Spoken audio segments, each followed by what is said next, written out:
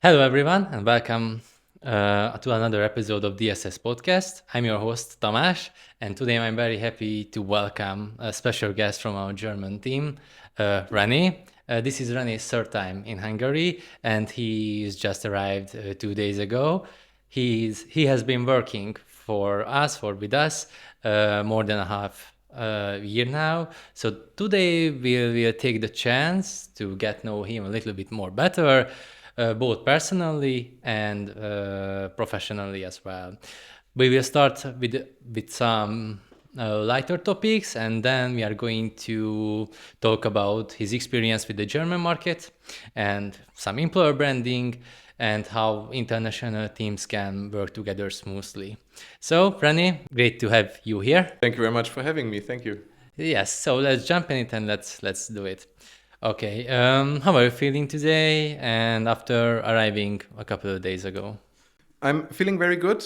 Well, basically, it was a bit unfortunately because I brought the bad weather from Munich with me to Budapest. So basically, it was on Monday quite rainy. But I like the city. I like, of course, the office, the team, and I feel very, very well. Yeah, good to hear that. Good to hear. And I think you didn't bring the bad weather. It is already here before you came. Okay, well, at Yeah, least today it's fine weather. yeah. And if you need to summarize it, this last 6 months with us or with together, how have your first 6 months at DSS? What do you enjoy the most? So maybe to correct you, it's 9 months Oh, nice. Oh, yeah. already. So well, the let me speak about the first 6 months or the first half of a year. It was I learned a lot. To say it in the beginning, because for me it's also the first time to work not for a German company. So of course there were some new things I had to learn, but I think the collaboration is very, very good. There are no big language barriers. The team is awesome. I mean, it's of course we are colleagues, and I'm here every 3 months or whatever. But it's always like coming back to friends. And in my opinion, this is very important for a collaboration. And what can I say? Of course, on the business side, we have a lot of work to do, but it's very cool. I like it. I've got some cool challenges, and as I mentioned before, I learned a lot in my last 9 months right now. Yes, yes. By the way, you mentioned this barrier. I think you meant the language barrier. Yeah. Before you, we tried to speak and try to speak English in the ordinary meetings, but. That moment when you came to the company, it is not just a possibility; it is necessary to Um, speak. So, yes, I can confirm that it went smoothly, and I can totally agree with that. Okay. Unfortunately, my Hungarian is not that good, so I Oh, cannot speak in Hungarian with we you will guys. practice. Or you could speak German with me. Yeah, yeah, of course, yes. Yes, and let's talk a little bit more serious topics. How do you feel the German market sees DSS, our company today? What are the first impressions you usually notice from the clients or prospects? So basically, we are on the German market for around 5 years now. The first impression is most of the time interest, since Hungarian or Eastern European IT specialists are well known and the cultural differences are small. So basically, most of the contacts I speak to do not really know us now, as it is on the Hungarian market. On the Hungarian market, everybody knows us. But I can see a shift in the industries we are specialized in. And I've got the feeling that we are getting known better and better. So, of course, it's a way to go, but it's a positive first impact. Yes, yes. In the past, you mentioned this 5 years. Yeah, we had some projects and successful outsourcing. things in Germany and Austria as well. And do the clients usually understand quickly what we do, how we do, or you need to explain it a little bit more? Well, I would say 90% is easy to understand. Of course, there are some topics which are not that daily business, I would say. So, of course, some things are to explain, but in 90% of the cases, they directly understand what we are doing, where we are strong, where we can help, and which projects we can successfully Yeah, good to hear that. Yes, absolutely. And do the values what we are try to promote here in Hungary also make sense in the German market from your perspective, or it is a little bit different? Definitely. So when we speak about transparency, clear communication, trust, as well as fast decision making, I would say this totally makes sense on the German market. I can see the people I speak to, they are valuing our attitude, and I also can see it when I speak with our customers. So they are 100% satisfied with our colleagues and the employees in the projects. So I would definitely agree. Yeah, yeah. That's interesting. And what do you think? Which is the or which value do you think have the most um, strongest connection between the German clients and the Hungarian clients? I would say uh, transparency as well as clear communication. I think these both are mixed and very important. And I think these Yeah, are the definitely. two Yeah. values. Yeah. Yeah, okay. And when you speak with the clients, do factors like our reputation, stability, and how we how we treat our people affect how much they trust us? Um, I think this question is not that easy to answer. Yes, we have a good reputation on the Hungarian market. In Germany, we are not that well known right now. I think the German clients are more interested in how we work in the German market, and the stability and how we treat our employees are a topic in which I see clear interests of the clients. So, I mean, working more than 27 years nationally on the Hungarian market, but also internationally in the US, Germany, Switzerland. I mean, in the same field of expertise, this shows that we are a professional and experienced company. And treating the employees respectful and good is always an important topic. And what you can see in the project itself, because the project only can be successful if you have motivated employees. And yeah, this relates in the relationship with our clients as well. Yeah, also these domestic references or previous jobs, but yes, these foreigner projects and successful stories, I think, definitely help for to build this trust Absolutely. also with the companies and the clients as well. And on ordinary or just a usual new case, what helps to the German clients to have or find or trust with a new IT partner?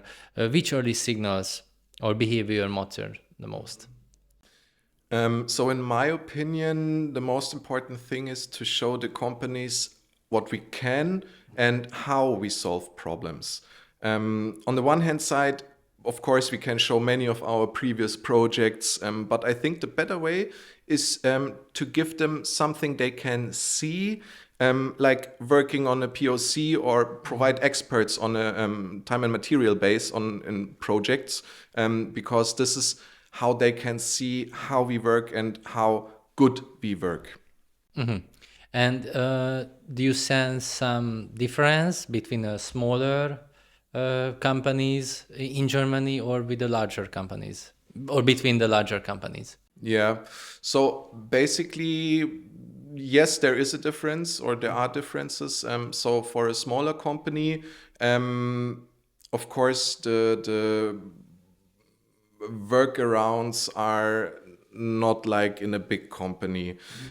So in the end, if you work with a smaller company, you most of the time work with more than one department. And if you work with a bigger company, the departments are have many employees. So basically, you work with only one department or maybe two departments, but not with the whole company. So this is, I would say, this is a This is big a huge, difference. it's a difference, yeah. And in your experience, does the company's image as an employer influence how German clients see us and how they make decisions?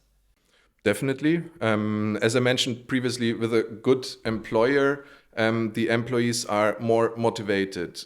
Like we have training opportunities, we have language courses we can do, and it's not like we got only English German courses.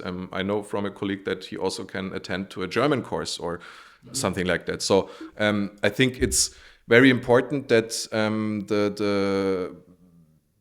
the executives of our company show that they trust the employees and that the employees are really important on the way we want to achieve things. So yeah, definitely, I think that yeah, the clients see it, and the image as an employer influences it. Yeah, very much.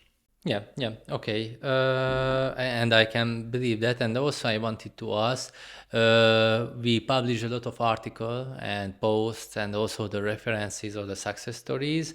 Uh, these are playing a strong role into this process or on this decision.